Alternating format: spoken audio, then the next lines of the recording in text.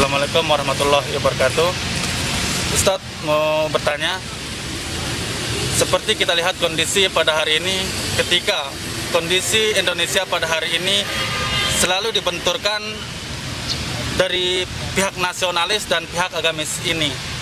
Bahkan Pancasila itu pun dibenturkan dengan agama-agama. Jadinya terlalu hingga pada hari ini terlalu agama Islam khususnya itu terlalu disudutkan oleh pihak-pihak tertentu tersebut. Jadi di sini saya mau tanyakan, apakah Islam itu mempunyai bagian-bagian seperti Islam moderat dan yang lainnya itu. Jadi kalau itu mempunyai bagian-bagian, silahkan dijelaskan.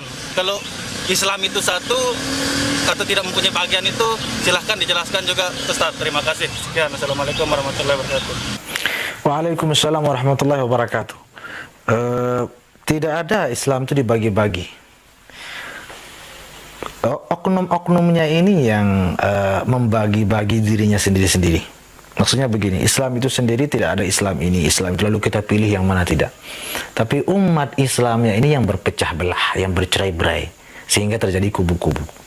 Itu yang sesungguhnya harus kita sadari, fenomena yang terjadi sesungguhnya. Bukan dari sononya, dari langitnya Islam turun itu pecah-pecah, tidak. Islam turun satu, bahkan sejak Nabi Adam. Semua agama. Taib. Jadi istilah Islam moderat, mungkin istilahnya liberal, mungkin atau Islam apa lagi mungkin ya, Islam radikal misalnya. Semua itu karena adanya kelompok-kelompok yang bermunculan atas nama Islam, namun membawa metode sendiri. Disebutlah radikal misalnya karena dia mungkin ekstrim caranya. Disebutlah ada yang liberal karena dia terlalu ke kiri, terlalu menghalalkan segalanya misalnya. Ya.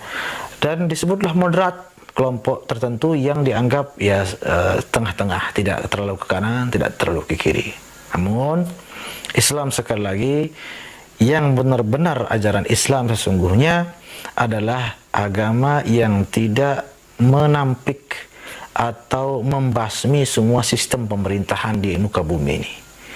Islam itu hanya memberi nilai-nilai, memberikan prinsip-prinsip di dalam bernegara. Tidak memberikan bentuk dan sistem baku strukturalnya yang harus diterapkan sebagaimana mentahnya itu. Tidak. Islam tidak sesempit itu dalam memberikan tuntunannya. Islam memberikan nilai-nilai keadilan, kesejahteraan rakyat, bagaimana memberikan kemaslahatan, bagaimana bersikap adil, dan itu nilai-nilai seperti itu yang dituntun oleh agama Islam dalam bernegara. Dan itu pula yang diajarkan oleh Rasulullah SAW dalam kehidupan beliau ketika di Mekah maupun di Madinah, atau di Madinah kemudian di Mekah. Itu pula yang diajarkan oleh para khulafa kita, yang mana fleksibel dari khalifah ke khalifah, banyak perubahan karena mengikuti perkembangan.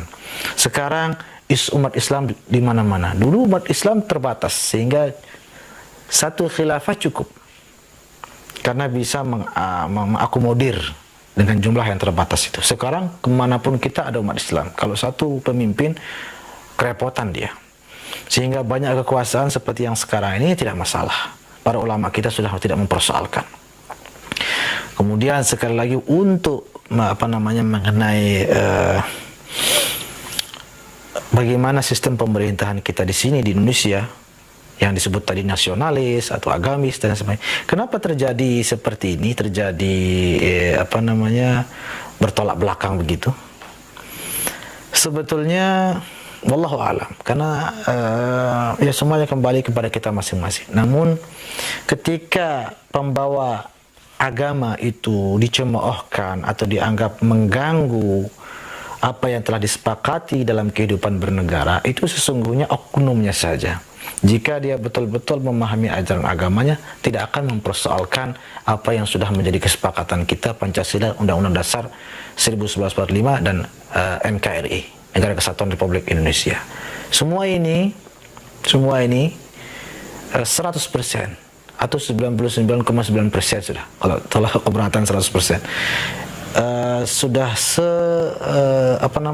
selaras, sejalan dengan apa yang dituntun secara prinsipil dan substansial oleh agama Islam yang rahmatan lil alamin. Walaupun pembenahan, evaluasi, perbaikan itu juga harus tetap ada.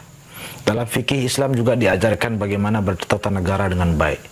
Ya, misalnya ada kaidah mengatakan tasarruful imami 'ala ra'iyah manutun bil maslahah. Seorang pemimpin itu ketika memberikan kebijakan apapun dia silahkan, dalam fikih sudah dibebaskan. Yang penting mengacu kepada kemaslahatan rakyatnya.